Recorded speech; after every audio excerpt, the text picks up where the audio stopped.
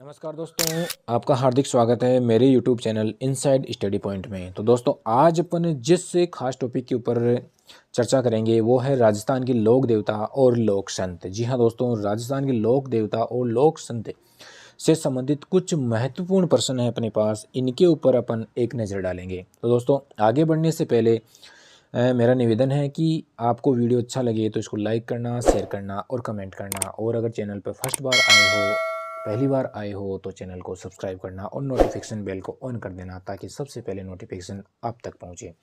तो दोस्तों, बिना किसी टाइम वेस्ट किए हुए अपन चलते हैं राजस्थान के लोक देवता जो अपना पॉइंट है उनमें पहला जो महत्वपूर्ण प्रश्न है वो है तीर्थ स्थल कहाँ पर है।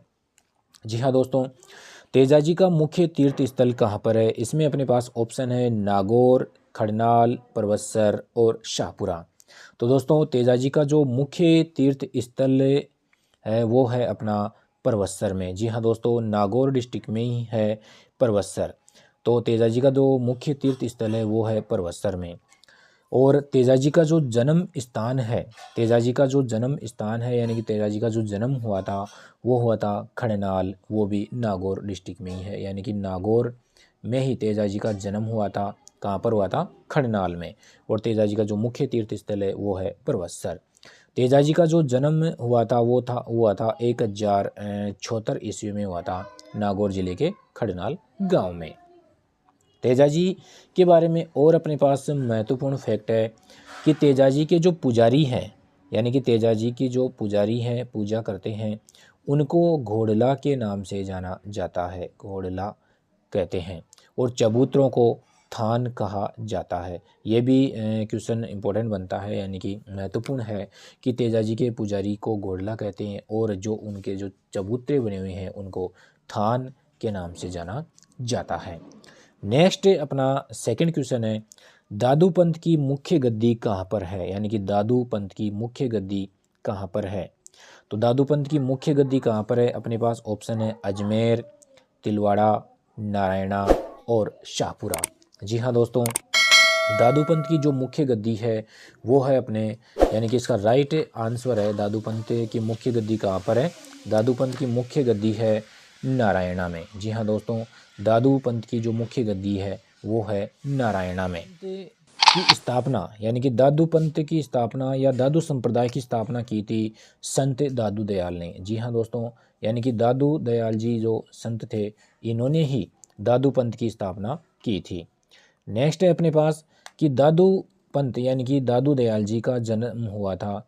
दादू दयाल जी का जो जन्म हुआ था, यानी कि दादू पंथ के संप्रदाय की स्थापना की थी दादू दयाल जी ने। और दादू दयाल जो संत थे उनका जन्म स्थान यानी कि जन्म हुआ था 1544 ईस्वी में। और 1544 ईस्वी में दादू दयाल का जन्म हुआ था। और दादू संप्रदाय की स्थापना की थी 1602 ईस्वी में। यानी कि 1602 ईस्वी में दादू पंथ की स्थापना की थी। कहाँ पर की थी? नारायणा, जिसको नरेना के नाम से भी जाना जाता है। नरेना के नाम से भी जाना जाता है, जो जयपुर जिले के पास में स्थित है। नेक्स्ट है कि दादू पंथ के जो सत्संग स्थल है, यानी कि दादू पंथ के जो सत्संग स्थल है उनको किस नाम से जाना जाता है। बहुत ही महत्वपूर्ण क्वेश्चन है। इसको नाम से जानते हैं अलख दरीबा के नाम से जाना जाता है। यानी कि दादू पंथ के जो सत्संग स्थल है उनको अलख दरीबा के नाम से जाना जाता है। नेक्स्ट अपना तीसरा क्वेश्चन है, नेक्स्ट अपना थर्ड क्वेश्चन है कि मुकाम किसके लिए प्रसिद्ध है। मुकाम जो जगह का नाम है वो किसके लिए प्रसिद्ध है। जगह का नाम है मुकाम, वो किसके लिए प्रसिद्ध है। तो अपने पास ऑप्शन है जैनियों के लिए, विष्णुइयों के लिए, मुसलमानों के लिए और जसनातियों के लिए। तो जो मुकाम प्रसिद्ध है वो बहुत ही, तो मुकाम प्रसिद्ध है विष्णुइयों के लिए। यानी कि मुकाम जो प्रसिद्ध है उसका राइट आंसर होगा कि मुकाम जो प्रसिद्ध है वो किसके लिए प्रसिद्ध है? विष्णुइयों के लिए। मुकाम प्रसिद्ध है किसके लिए? विष्णुइयों के लिए। लेकिन विष्णुई संप्रदाय की स्थापना किसने की थी? यानी क्वेश्चन पूछा जा सकता है कि विष्णुई संप्रदाय की स्थापना किसने की थी? संत जाम्बोजी ने। यानी कि संत जाम्बोजी ने, यानी कि संत जाम्बोजी ने मुकाम में यानी कि विष्णुई संप्रदाय की स्थापना की थी। संत जाम्बोजी ने ही यानी कि विष्णुई संप्रदाय की स्थापना की थी। और संत जाम्बोजी ने मुकाम में समाधि ली थी 1526 ईस्वी में, यानी कि मुकाम में समाधि ली थी 1526 ईस्वी में। किसने? संत जाम्बोजी ने। और संत जाम्बोजी ने 29 नियमों का पालन करने के लिए ही, यानी कि कितने नियमों का पालन करने के लिए? 29 नियमों का पालन करने के लिए ही विष्णुइयों के लिए ये संप्रदाय, यानी कि इस संप्रदाय की स्थापना की थी। यानी कि विष्णुई संप्रदाय, यानी कि विष्णुई संप्रदाय की स्थापना की थी। तो इसमें 29 नियमों का पालन करते हैं कौन? विष्णुई संप्रदाय के लोग। नेक्स्ट है, अगला क्वेश्चन है, बेणेश्वर धाम की स्थापना किसने की थी? बहुत ही महत्वपूर्ण क्वेश्चन है। बेणेश्वर धाम, यानी कि बेणेश्वर धाम भी बहुत महत्वपूर्ण क्वेश्चन है और ये कई बार आ चुका है बेणेश्वर धाम के बारे में। तो बेणेश्वर धाम की स्थापना किसने की थी? अपने पास ऑप्शन है संत मावजी, गुरु गोविंद गिरी, मोतीलाल तेजावत और विजय सिंह फतिक। तो बेणेश्वर धाम की जो स्थापना की थी उसका राइट आंसर आएगा संत मावजी। इसका राइट आंसर आएगा अपना संत मावजी। अगला क्वेश्चन है अपना, नेक्स्ट क्वेश्चन है अपना 5वां क्वेश्चन है कि राजस्थान में ऊँटों के देवता के रूप में किसकी पूजा की जाती है? यानी कि राजस्थान में ऊँटों के देवता के रूप में किसकी पूजा की जाती है?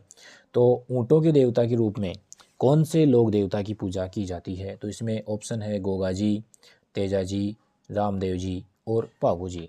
तो राजस्थान में यानी कि ऊँटों के देवता के रूप में अगर पूजा की जाती है तो इसका राइट आंसर होगा यानी कि पाबू जी।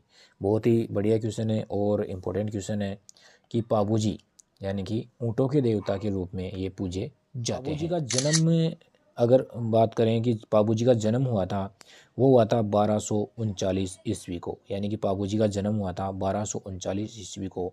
और ये फलोदी तहसील के पास में गांव है कोलू गांव, यानी कि फलोदी तहसील है वो अपनी जोधपुर ज़िले में है। वहाँ के पास में यानी गांव है कोलू गांव, वहाँ पर इनका जन्म हुआ था 1239 ईस्वी को। और पाबू जी है वो ऊँटों के देवता के रूप में प्रसिद्ध है। पाबू जी है वो ऊँटों के देवता के रूप में क्या है? प्रसिद्ध है। और राजस्थानी लोक साहित्य में बात करें तो पाबू जी को लक्ष्मण जी का अवतार भी यानी कि कहा जाता है। लक्ष्मण जी का अवतार भी कहा जाता है। किसको? यानी कि पाबू जी को। यानी कि जो लोक देवता है पाबू जी, इनको लक्ष्मण जी का अवतार के नाम से भी जाना जाता है। नेक्स्ट अपना अगला क्वेश्चन है, राजस्थान के किस लोक देवता ने महमूद गजनवी के साथ युद्ध किया था? बहुत ही महत्वपूर्ण क्वेश्चन है और कई बार ये क्वेश्चन आ भी चुका है। राजस्थान के किस लोक देवता ने महमूद गजनवी के साथ युद्ध किया था? अपने पास ऑप्शन है गोगा जी, पाबू जी, संत पिपाजी और जसनाथ जी। तो इसका राइट आंसर होगा कि ऐसा कौन सा लोक देवता है जिसने महमूद गजनवी के साथ युद्ध किया था? तो इसका राइट आंसर होएगा यानी कि गोगा जी। जी हाँ दोस्तों, संत यानी कि जो लोक देवता है गोगा जी, इन्होंने ही यानी कि महमूद गजनवी के साथ युद्ध किया था। और इनका जो जन्म बात करें कि जन्म कब हुआ था, तो 1003 ईस्वी में यानी कि इनका जन्म हुआ था। वो भी कहाँ पर हुआ था? चूरू जिले का गांव है, चूरू जिले का गांव है ददरेवा के नाम से एक गांव है, वहाँ पर यानी कि चूरू जिले में ही पड़ता है ये ददरेवा। वहाँ पर यहाँ पर यानी कि ददरेवा गांव में ही ये लोक देवता गोगा जी है, इनका जन्म हुआ था। गोगा जी को जहर पीर के नाम से भी जाना जाता है। बहुत ही बढ़िया क्वेश्चन है और ये क्वेश्चन आ भी चुका है कि जहर पीर के नाम से जाने जाने वाला देवता या फिर सांपों के देवता के रूप में प्रसिद्ध लोक देवता, सांपों के देवता के रूप में प्रसिद्ध जो लोक देवता है वो, या फिर जहर पीर के नाम से जाने जाने वाला जो लोक देवता है वो किसे कहा जाता है? तो इसका राइट आंसर होएगा यानी कि गोगा जी। जी हाँ दोस्तों, नेक्स्ट गोगा जी के बारे में एक फैक्ट और है अपना कि गोगा जी की स्मृति में भाद्रपद कृष्णनवमी यानी कि भाद्रपद कृष्णनवमी को, ये बहुत ही बढ़िया क्वेश्चन है और कई बार ये क्वेश्चन पूछा भी जा चुका है कि भाद्रपद की जो कृष्णनवमी यानी कि नवमी आती है ना, तो इस तिथि को यानी कि गोगा नवमी जिसको बोलते हैं अपन, गोगा जी की नवमी यानी गोगा नवमी बोलते हैं। तो गोगा मेड़ी में यानी कि गोगा जी का मेला बढ़ता है। जी हाँ दोस्तों, गोगा मेड़ी में गोगा जी का मेला बढ़ता है। और गोगा मेड़ी कहाँ पर है? हनुमानगढ़ ज़िले में है। जी हाँ दोस्तों, हनुमानगढ़ ज़िले में ये गोगा मेड़ी है। वहाँ पर गोगा मेड़ी में यानी कि लोक देवता गोगा जी का मेला बढ़ता है। कब? गोगा नवमी को। नेक्स्ट अपना क्वेश्चन है, 7वां क्वेश्चन है, तेजा दशमी को वीर तेजा जी का मेला बढ़ता है। जी हाँ दोस्तों, तेजा दशमी को वीर तेजा जी का मेला लगता है। तेजा दशमी कब आती है? बहुत ही बढ़िया क्वेश्चन है और ये क्वेश्चन पूछा भी जा चुका है कि तेजा जी का मेला कब भरता है। तो श्रावण शुक्ल दशमी को, अश्विन शुक्ल दशमी को, भाद्र शुक्ल दशमी को, या फिर कार्तिक कृष्ण दशमी को। जी हाँ दोस्तों, तो इसका राइट आंसर होगा कि तेजा जी का जो मेला भरता है या तेजा दशमी कब आती है, तो इसका राइट आंसर है अपना तेजा दशमी आती है भाद्र शुक्ल दशमी को। क्वेश्चन इसमें कंफ्यूज करने के लिए भाद्र शुक्ल दशमी भी ऑप्शन में आ सकता है और भाद्र कृष्ण दशमी भी ऑप्शन में आ सकता है। तो दोनों अगर क्वेश्चन यानी ऑप्शन में आए तो भाद्र शुक्ल दशमी अपना राइट आंसर होगा। यानी कि भाद्रपद जो शुक्ल पक्ष होता है उसी दशमी को तेजा जी का मेला बढ़ता है, यानी कि तेजा दशमी आती है। तेजा दशमी के दिन ही कहाँ पर मेला बढ़ता है? तेजा दशमी के दिन ही यानी कि जो तेजा जी का मेला बढ़ता है वो बढ़ता है अपना परवत्सर। जी हाँ दोस्तों, परवत्सर गाँव में यानी कि तेजा जी का मेला बढ़ता है। और परवत्सर कहाँ पर है? नागौर जिले में। जी हाँ दोस्तों, नागौर जिले में है परवत्सर। वहाँ पर तेजा दशमी के दिन तेजा जी का मेला बढ़ता है। नेक्स्ट अगला क्वेश्चन है अपना, गोगा मेड़ी का संबंध किस लोक देवता से? अभी अभी अपन ने चर्चा की थी इस क्वेश्चन के बारे में कि गोगा मेड़ी का संबंध किस लोक देवता से है। अपने पास है ऑप्शन बाबूजी,